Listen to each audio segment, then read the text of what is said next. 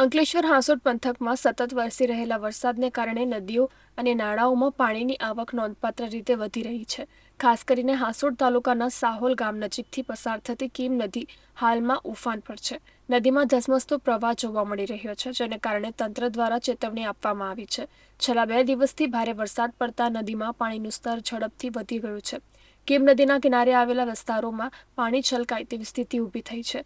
આ પરિસ્થિતિને ધ્યાનમાં રાખીને તંત્રએ કીમ નદીમાં ગણેશજીની પ્રતિમાઓનું વિસર્જન ન કરવા પ્રતિબંધ મૂક્યો છે। દર વર્ષે હજારોની સંખ્યામાં ભક્તો કીમ નદી કાંઠે જઈ વિસર્જન કરતા હોય છે, પરંતુ આ વખતે સલામતીને પ્રાથમિકતા આપી નદી કાંઠે લોકોને ભેગા થવા પર પણ રોક લગાવવામાં આવી છે। નદી કાંઠે પોલીસ બંદોબસ્ત ગોઠવવામાં આવ્યો છે। સ્થાનિક પ્રશાસન સતત મોનિટરિંગ કરી રહ્યું છે અને ગ્રામજનોને નદીની નજીક ન જવા અપીલ કરી છે।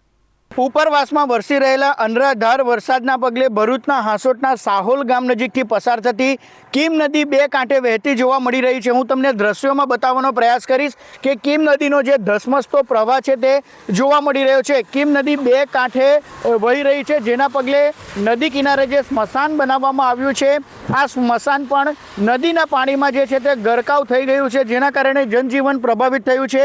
આ ઉપરાંત નદી કિનારે આવેલા ખેતરોમાં પણ જે નદીનું પાણી ફરી વળતા ખેતીના ઊભા પાકને વ્યાપક નુકસાન પહોંચ્યું છે।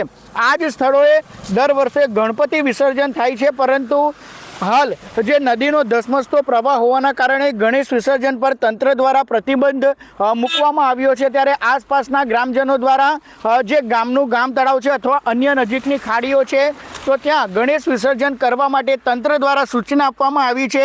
રાહતની વાત માત્ર એ છે કે અંકલેશ્વરથી સુરતને જોડતા મુખ્ય સ્ટેટ હાઈવે પર કીમ નદીના પાણી નથી ફરી વળ્યા, જેના કારણે હાલ વાહન વ્યવહાર ચાલુ છે, પરંતુ નદીની જળ સપાટી હજુ પણ વધવાની શક્યતાના પગલે તંત્ર દ્વારા સમગ્ર પરિસ્થિતિ પર નજર રાખવામાં આવી રહી છે। જય વ્યાસ, કનેક્ટ ગુજરાત, અંકલેશ્વર।